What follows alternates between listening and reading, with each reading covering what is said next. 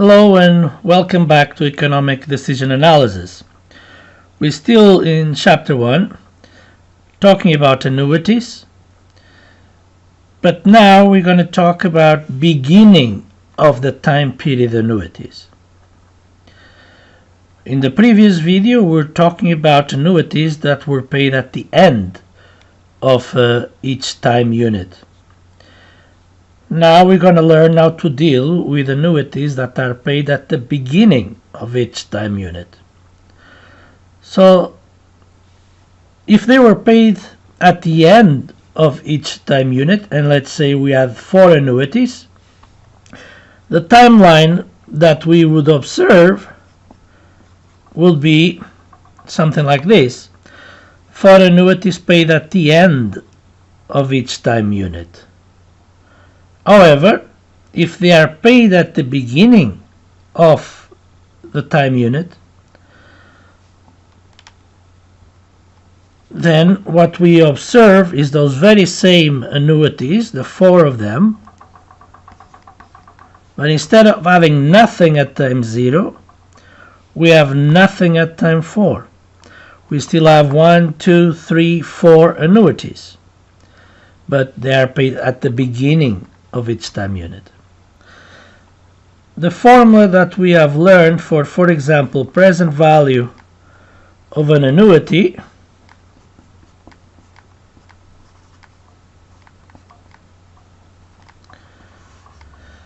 this formula is built to deal with straightforward applications of end of time period annuities.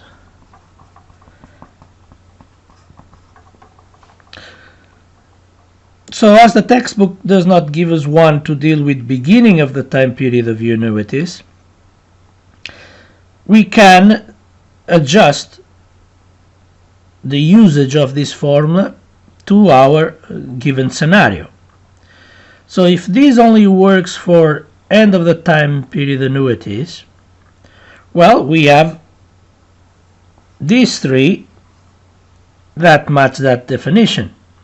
Out of the 4, we can envision 3 of them being paid at the end of each time unit, right? At the end of period 1, there's this one. At the end of period 2, there's that one. And at the end of period 3, there's that one. So we can adapt the n to be 3 and therefore capture these 3 annuities and bring them to time 0 to find the present value, and then deal with this one, the one that happens at the beginning of time 1, the same as to say time 0, separately. So pretty much for beginning of time period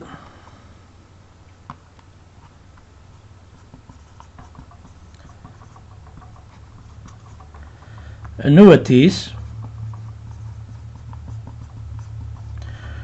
we could use a formula that will look something like this. Let's call this n prime, the adjusted n, and then we just add the time 0 annuity, because the present value of A at time 0 is itself.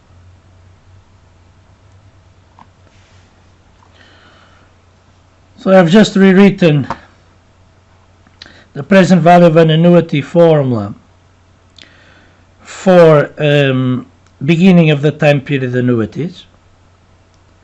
If I want to go into more detail, we could call this A0,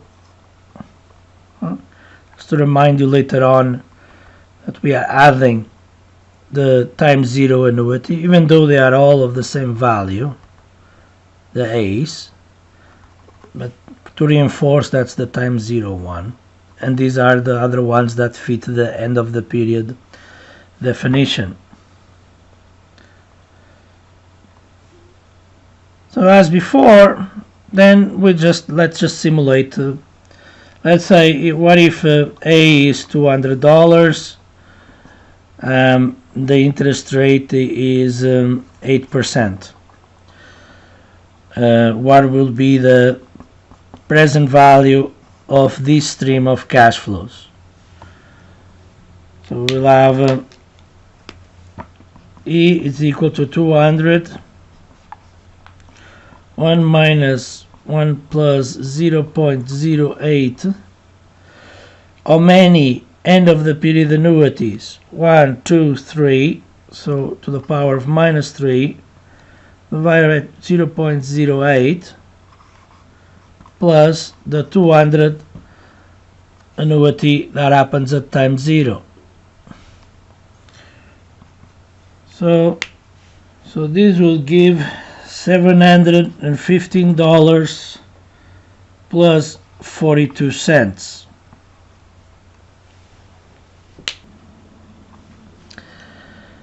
Now, as discussed in the textbook, there are other techniques to solve the present value of annuities that are paid at the beginning of each time period. One of the proposed alternative methods to solve this is implementing a time shift.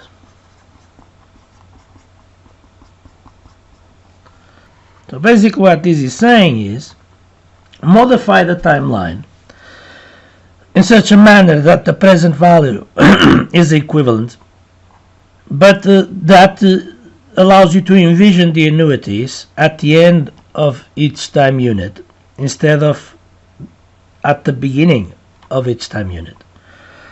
So to do so,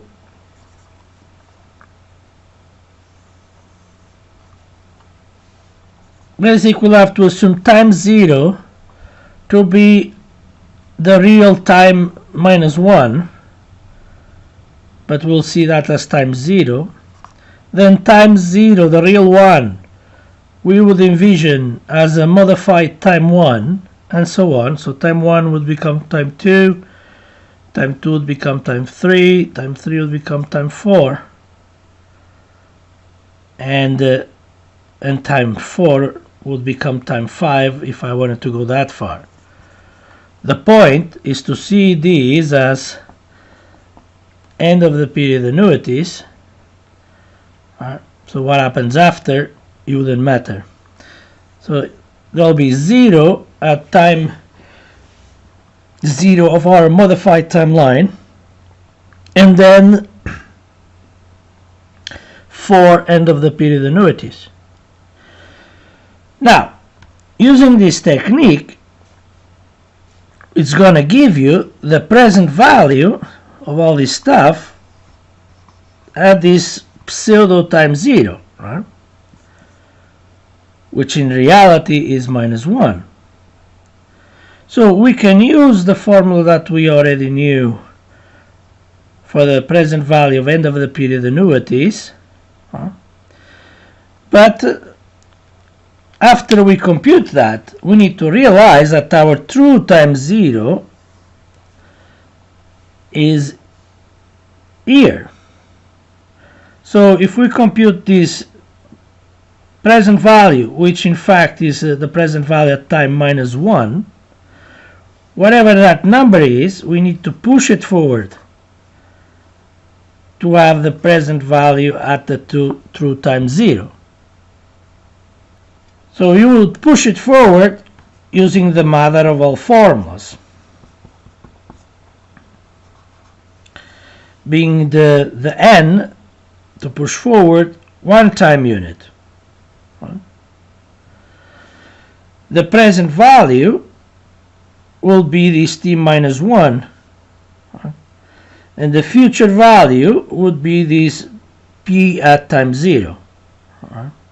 But what is the p in this scenario? Is the present value of these annuities. So in sum, we would replace this p by the present value of an annuity formula and basically multiply that result by 1 plus the interest rate raised to the power of 1. So what I've just said is if you want to use this time shift approach, basically you can compute the present value of the beginning of the period annuities using this formula, right? Where here is to the power of 1, so you don't really need to put it.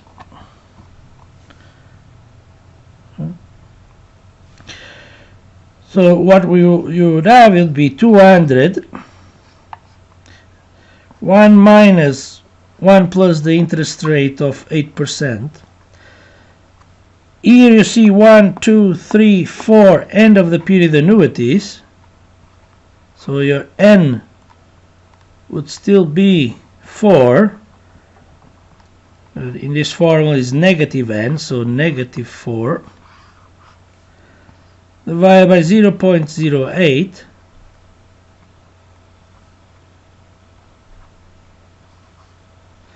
And then whatever that number is, multiply it by 1 plus the interest rate. And in this case, you'll get exactly the same number we got before of 715.42. So these are mathematically equivalent, but required a different approach, a different way of envisioning the problem. So it's up to you which one you want to use.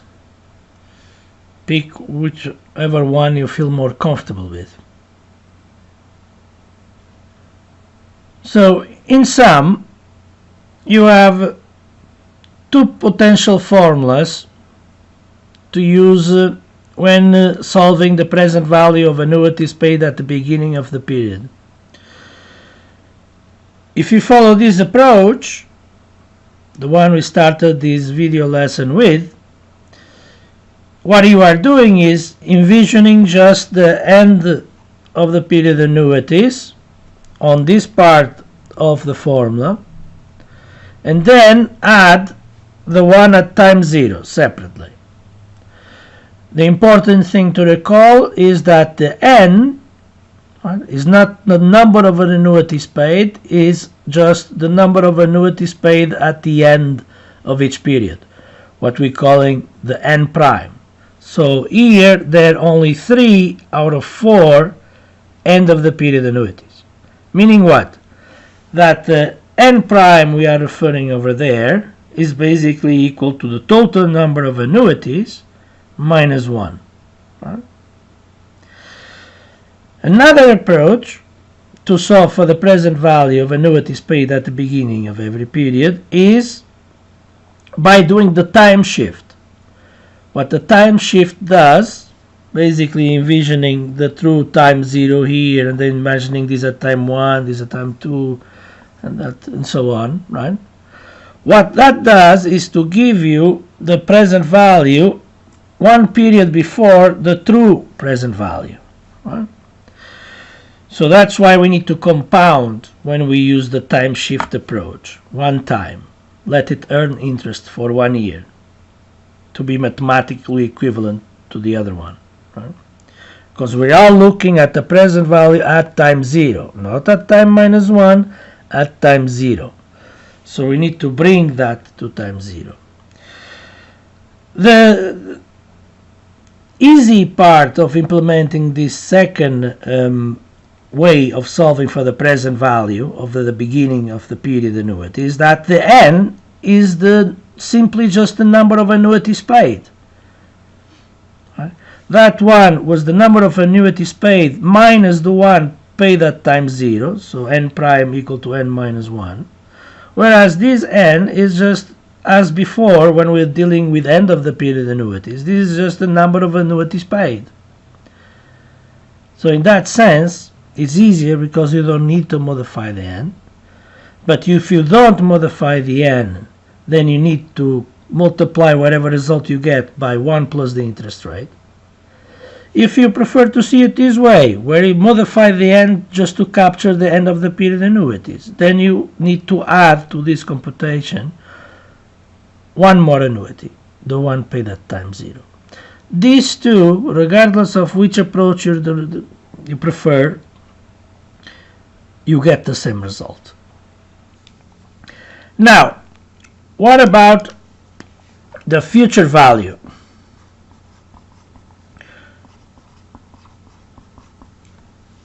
Of beginning of the period annuities. Well, here it gets a little bit trickier. The key issue, the tricky part, or the one you have to read explicitly from the question is, which time unit is the question adopting as the proxy for future value? Or in this case, for example, which year are we talking about? As you read your textbook, the textbook goes over this example of a lottery payout to illustrate how to use the future value of an annuity.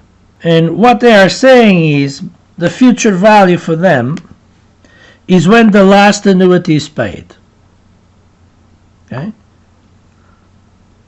So this is the time that they are considering as the end. So if that's the time, not time 4, time 3, that it is the end of this investment, then again you have the two approaches of, if you want to do the time shift or not. Let's say we do the no time shift approach. No time shift. So if we do the no time shift approach, well, we have these 3 end of the period annuities for which we can use our future value formula. And then we have this annuity at time 0 that also needs to be pushed forward to time 3 separately, right? So let's do that, right? So basically the formula is going to be the typical future value of an annuity formula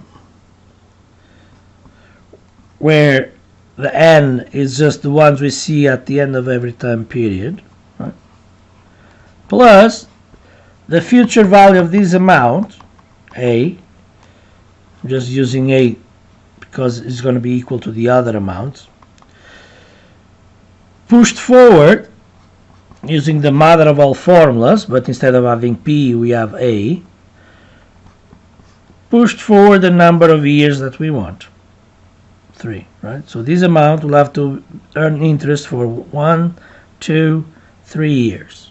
So here we'll have the $200, 1 plus the interest rate of 8, 3 end of the period annuities, then minus 1 still in the denominator, divided by the interest rate, plus the 200, 1.08, 1 plus the interest rate to the power of 3. So this will give 901.22. Now, the other approach with the time shift. So if we are doing the time shift, basically we envisioning this pseudo time 0 as the true time minus 1. Then this annuity happening at our time 1 and so on. So the true time 3 becomes the our time 4, and we can then use the future value of an annuity with the 4 end of the period annuities, and no further modifications in this kind of scenario are going to be required because our time 4 is the true time 3, meaning we are at the same point in time here, right? So if we use the future value of annuity, n minus 1 formula that we were using for the beginning and the end time of the period annuities, right? Doing the time shift allows you to envision all these as at the end of each period being paid, and when computing the future value gives the future value at this point in time, which is the same as the true one. So 200, 1.08 to the power of 4, the 4 annuities, minus 1 divided by 0.08, this will also give you the 901.22. So this is how the textbook is dealing with the future value of annuities, basically assuming that the future value is to be computed where the last annuity occurs. But in real life, you might be challenged with putting the time for the future value, not when the annuity starts, but actually when the year ends. Let's look at that special case. Imagine a lease. Okay, you start your own business and you're thinking to yourself, okay, these first 40 years I'm gonna check out if this is actually a viable business. So instead of buying my space, I'm just gonna lease a location downtown. And at the end of these 40 years, then I decide what to do. Well, if you are to lease something, your payments are due at the beginning of the time unit, right? Just like when you are renting a place as a student, right? At the beginning of the month, you are paying the rent. It's not at the end of the month. It's at the beginning of the month, because your landlord doesn't allow you to be there if you don't pay the rent first. So if we're talking about the lease for a business, okay, it's the same thing. The rent has to be paid at the beginning of the time period, not at the end. So this will be a 4-year investment where the cash flows will happen at the beginning of every time period, but the investment will actually just end at the end of the 4th year. The investment will just actually end here. 1 year, 2 years, 3 years, 4 years. And let's say you want to know at this point, okay, all this money I paid in leases, how much was it in today's value, right? Today being the end of last year, the end of year 4th. So you see that in this situation, instead of computing the future value when the last annuity happens, we are tasked with computing the future value at the end of the last year of investment. So how would you deal with these cases? Basically, the results that we found in the previous exercise, right? We just computed those $901. They all need to be pushed forward one time period. They all need to be multiplied by 1 plus the interest rate. So if we are to find it at the end of the last year, even though the payment happened at the beginning of the year, we want to find out the future value at the end of the last year, then we need to modify the previous formulas by compounding them once, by allowing them to earn interest once. So recall, we had this formula with a modified n plus a1 plus the interest rate to the power of n, and we have the simple future value of an annuity formula where the n is not modified, and both of these were giving $901. And what I'm saying is, if you are to find it, right, we were finding the $901 here, but if we are required to find out the future value at the end of the last year, then whatever we computed, all that is needed to do is multiply by 1 plus the interest rate, regardless of which method you adopted, the no time shift approach or the time shift approach, right? So this would be equal to basically the 901.22 times 1.08, meaning 973.32, and you'll get the same number if you would compute it using the other approach. So what I want you to realize with this exercise is that by now you're seeing how mechanical this is. The future value of an annuity formula by itself, what it gives you is the future value upon the moment of the last annuity. By default, it sees these annuities and gives you the future value at this time. In real life, the task you are challenged with might be, well, I don't want the future value at that point. I actually want the future value when I vacate the building. Right? At the end of my investment. The end of my investment is not here. I pay the lease, but I stay one more year there.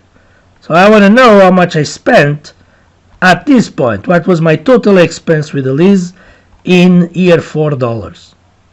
Well, if you have the future value of the annuity formula putting you here, all you need to do is to allow it to earn interest one more year.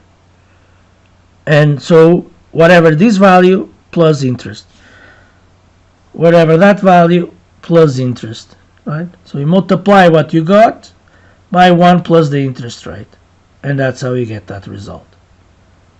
The enabler of making all these adjustments is the mother of all formulas. Recall, the mother of all formulas, all the formulas come from here, regardless if we're talking about future value of an annuity or present value of an annuity. This is the mother of all formulas. Everything else is a child, is a derivation, is a summation of multiple instances of using the formula. But all comes from here. And this allows you to push forward values, or if you solve for P, push backwards values. But this is what basically governs everything. So if we were at time 3 and we want to push it forward one time period, right? The present value is the value at time 3, the future value is the value at time 4, what we want. So in order to get that time 4 value, given the time 3 value, you need to push it forward that allow it to earn interest, 1 plus interest, whatever number of times. In this case is just from 3 to 4, so 1 year. This was 1, right? That's why you don't see a exponential there. It's like having 1 there. So at the end of this class, you are already more proficient in using the time value of money. Now, remember another thing.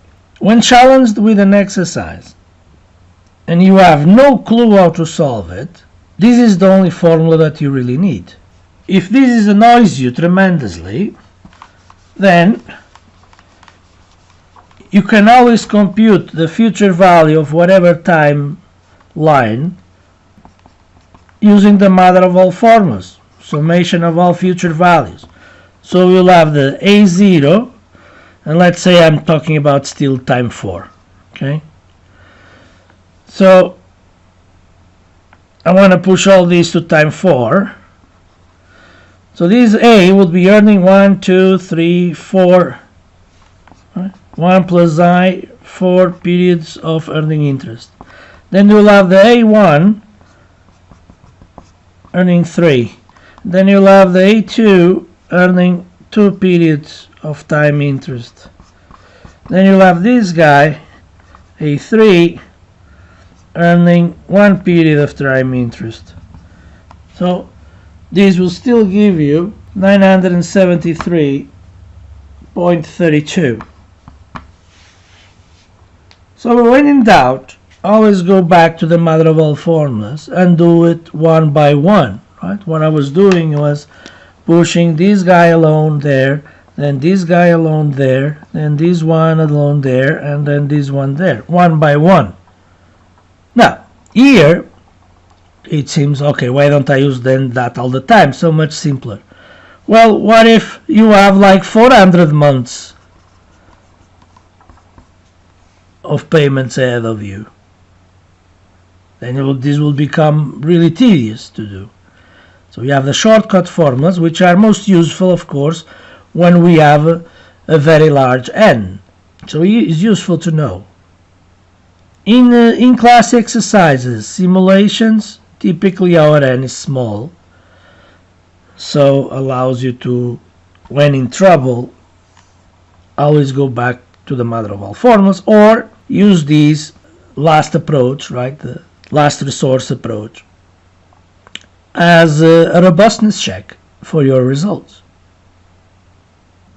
Now let's talk about perpetuities. An annuity that lasts forever. That is n towards infinite. So what we have basically then, end of the year annuity, right, that lasts forever. So the only thing that we really care about is its present value, not the future value, because we don't know when it ends. And it's a very simple formula because it is approximating an infinite series. So if it goes converges towards infinite, then basically we end up with whatever the A is, and the book also uses the letter D for A, like eternal dividend. Then the formula is very simple, just A divided by I. For example, let's say we're talking about those $200 from the previous example and the interest rate was 0.08. Then if this was an annuity lasting forever, the present value would be $2,500. An annuity that would pay $200 forever, earning 8%. So this is an interesting topic to the extent that that's how many endowed awards are given, right? Endowed shares for departments, buildings, museums. Those are typically built around a perpetuity, a payout that guarantees the sustainability of that project forever. But mathematically is a relatively simple exercise.